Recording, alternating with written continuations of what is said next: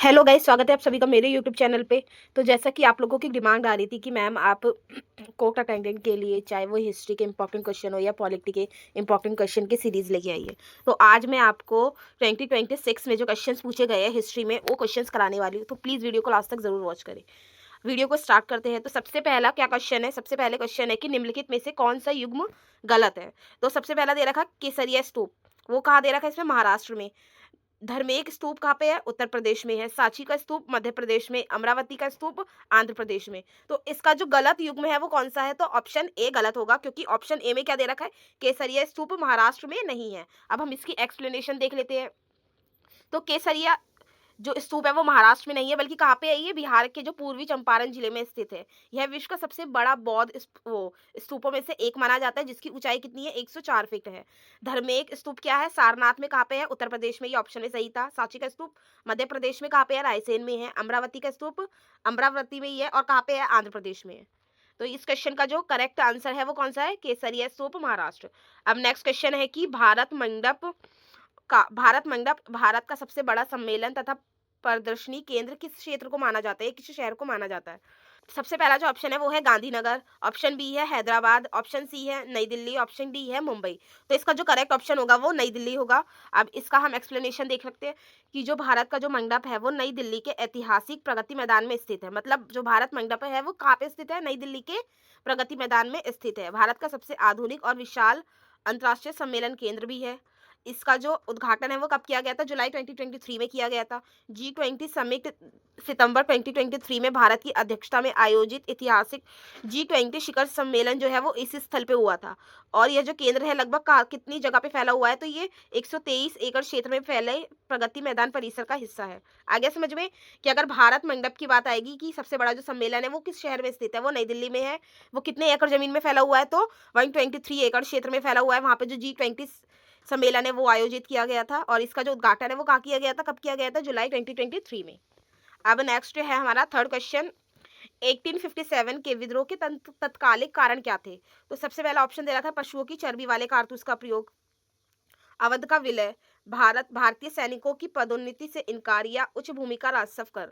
अब इसका जो ऑप्शन होगा वो ऑप्शन ए है, क्योंकि उस टाइम पे उन्हें चर्बी वाले कारतूसों का प्रयोग किया जा रहा था, खाने वो चबाना पड़ता था दांत से। अब इसकी क्या व्याख्या देखेंगे, क्योंकि ब्रिटिश सरकार ने जो पुरानी राइफल थी, बंदूक बेस मतलब बंदूक के स्थान पे जो नई एनफ्लिग राइफल का इस्तेमाल करना शुरू कर दिया था। इन राइफलों का वो उसमें क्या था, इसमें गाय और सुअर की चर्बी लगे हुए होने की खबर फैलने लगी। सैनिकों को कारतूस लोड करने के लिए सबसे पहले उसे क्या करना था, दांत से छीलना पड़ता था।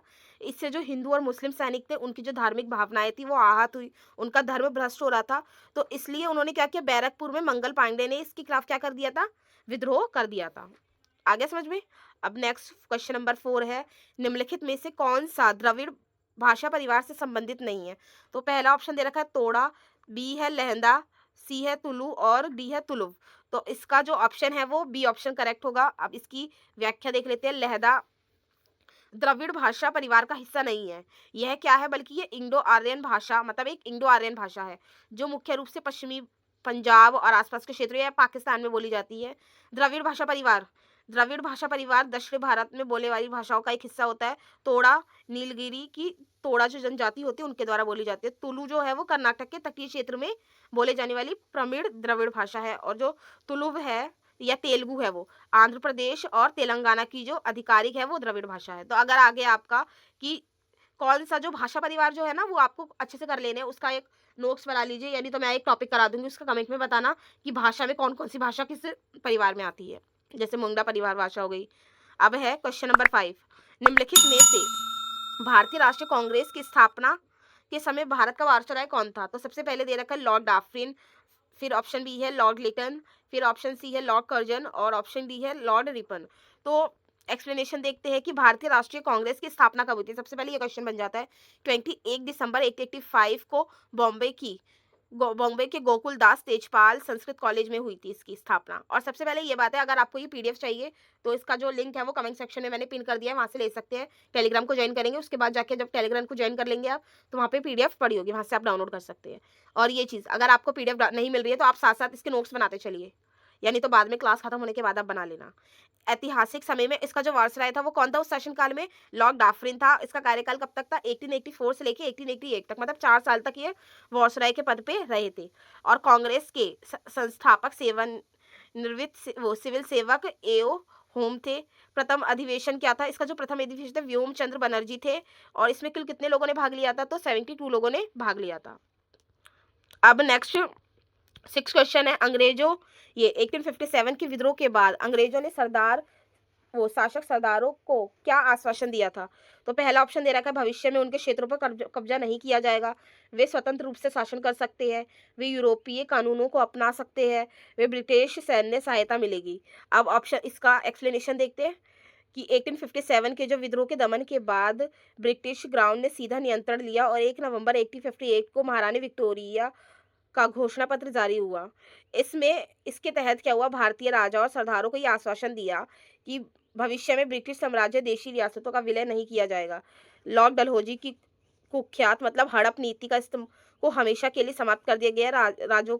राजाओं को दत्तक पुत्र गोद लेने की अनुमति वापस दे दी गई। तो इसके लिए क्या था? 1857 में उन्होंने ये बोल दिया था कि भविष्य में जो भी उनके जो क्षेत्र है उन पे कब्जा नहीं किया जाएगा। एक तो ये सही था। और दूसरा क्या था कि उन्हें कोई भी हड़प नीति किसी हड़प लेते थे ना क्षेत्रों को, वो भी नहीं की जाएगी। और जो भी राजाओं को अपने पुत्र को दत्तक पुत्र लेने की अनुमति भी थी वो वापस मतलब गोद ले सकते थे वो पुत्र। ठीक है। अब नेक्स्ट 7 क्वेश्चन नंबर 7 है। तंजावुर के प्रसिद्ध बृहदेश्वर मंदिर का निर्माण किस राजा ने करवाया था? ये क्वेश्चन भी बहुत आता है। तो ऑप्शन 1 दे रखा है कि राजा नरेंद्र। ऑप्शन बी है कुलोथुंगा चोल प्रथम। और ऑप्शन सी है राजा राहत चोल प्रथम। और ऑप्शन डी है राजेंद्र चोल प्रथम। तो इसका करेक्ट ऑप्शन आपको पता है ऑप्शन सी है। इसकी एक बार एक्सप्लेनेशन देख लेते हैं। तमिलनाडु के जो तंजावर में स्थित भगवान शिव को समर्पित ये मंदिर है वो किसको समर्पित है? भगवान शिव को समर्पित है। बृहदेश्वर मंदिर चोल वास्तुकला की महानतम कृति है, मतलब चोल वास्तुकला की ये महानतम कृति है। इसका जो निर्माण है राजा राजा चोल प्रथम ने कराया था। कब कराया था? एक वो 10 ईस्वी मतलब 1010 ईस्वी के आसपास कराया था। इसे राजा राजेश्वर मंदिर भी कहा जाता है। ठीक है। इसका एक इंपॉर्टेंट नाम क्या हो जाएगा? राजेश्वर नंबर। ये पूरी तरह से ग्रेनाइट पत्थरों से बना है। और इसकी जो शैली है द्रविड़ शैली है। ऊंचे ऊंचे शिखर के लिए भी ये जाना जाता है। ठीक है। अब नेक्स्ट क्वेश्चन है 8 है। हम्पी के विरूपाक्ष मंदिर की वास्तुकला शैली किस राजवंश से संबंधित है? तो पहला क्या दे रखा है? मौर्य। ऑप्शन बी दे रखा है पल्लव। ऑप्शन सी दे रखा है विजयनगर। ऑप्शन डी दे रखा है चोल। तो आपको पता होगा कि हम्पू का जो विरूपाक्ष मंदिर है वो विजयनगर में ही था। तो इसका ऑप्शन विजयनगर हो जाएगा। लेकिन अब इसकी एक व्याख्या देख लेते हैं। तो विरूपाक्ष मंदिर कर्नाटक के हम्पी में तुंगभद्रा नदी के किनारे स्थित है। यह स्थल विजयनगर साम्राज्य की वैभवशाली राजधानी थी। यह भगवान शिव को समर्पित था, इसीलिए इसे विरूपाक्ष को समर्पित था। वो विजयनगर के लिए महानतम राजा कृष्णदेव राय वो विजयनगर के शासक थे ना। उन्होंने बहुत सारे राज्याभिषेक के उपलक्ष्य में उन्होंने मंदिरों के भव्य गोपुरम हो गए, विशाल सभा मंडल का निर्माण कराया था। और ये विरूपाक्ष मंदिर तो इसको क्या है? यूनेस्को के विश्व धरोहर स्थल में भी शामिल किया गया है। अब लास्ट क्वेश्चन ये 9 क्वेश्चन है। उत्तर भारत में लोकप्रिय मंदिर स्थापत्य शैली को किस नाम से जाना जाता है? तो सबसे पहला ऑप्शन दे रखा है नागर शैली। ऑप्शन बी है वैसर शैली। ऑप्शन सी है पगोड़ा शैली। और ऑप्शन डी है द्रविड़ शैली। तो इसका ऑप्शन हो जाएगा ए ऑप्शन इसका करेक्ट आंसर है। एक्सप्लेनेशन देख लेते हैं। देखो प्राचीन और मध्यकालीन भारत में मंदिरों का मुख्य रूप से 3 विशिष्ट शैली थी। पहले क्या थी? 3 विशिष्ट शैली। पहले क्या है? नागर शैली थी। नागर शैली हिमालय से लेकर जो विंध्य पर्वत श्रृंखला है उत्तर भारत में विकसित हुई थी। यहाँ पे जितने भी मंदिर थे वो उत्तर भारत में जितने भी मंदिर है वो किस किस शैली में बने हुए हैं? तो नागर शैली में। इसकी पहचान क्या है? ये वर्गाकार इनका आधार होता है और ऊपर से क्या होता है? घुमावाकार शिखर होता है। द्रविड़ शैली के मंदिर जो कहाँ पे है वो मोस्टली दक्षिण भारत में होते हैं, जैसे जहाँ पे बड़े गोपुरम होते हैं, बहुमंजिला पिरामिड नुमा जो शिखर होते हैं वो होते हैं यहाँ पे। वैसर शैली में क्या होता है? नागर और द्रविड़ शैली, नागर भी होगी, द्रविड़ शैली का मिश्रित रूप होता है। ये दक्कन में चालुक्य जो लोग थे उन्होंने विकसित करवाया था। ठीक है। अभी ये लास्ट क्वेश्चन करा रही हूँ क्योंकि वीडियो बहुत ज़्यादा लंबी हो गई है। तो इसके बाद मैं पार्ट 2 करके लेके आऊँगी, उसमें आगे के 10 क्वेश्चंस कराऊंगी। और अगर वीडियो अच्छी लगे तो प्लीज़ लाइक कीजिएगा, सब्सक्राइब कीजिएगा और मुझे ये कमेंट में ज़रूर बताना कि वीडियो कैसी लगी, क्योंकि अगर आप खुद रिस्पॉन्स नहीं करोगे मुझे पता ही नहीं चलेगा वीडियो आपको पसंद आ रही है तो मैं आगे की सीरीज़ कैसे कराऊंगी। ठीक है। तो प्लीज़ मुझे कमेंट में ज़रूर बताइएगा कि आपको ये क्लास समझ में आई है या नहीं आई है। अब नेक्स्ट क्वेश्चन क्या है? ब्रिटिश राजशाही ने ईस्ट इंडिया कंपनी से भारत का नियंत्रण कब अपने अधीन कर लिया था? तो ऑप्शन 1 दे रखा है 1861 में। ऑप्शन बी है 1857 में। ऑप्शन सी है 1863 में, ऑप्शन डी है 1858 में।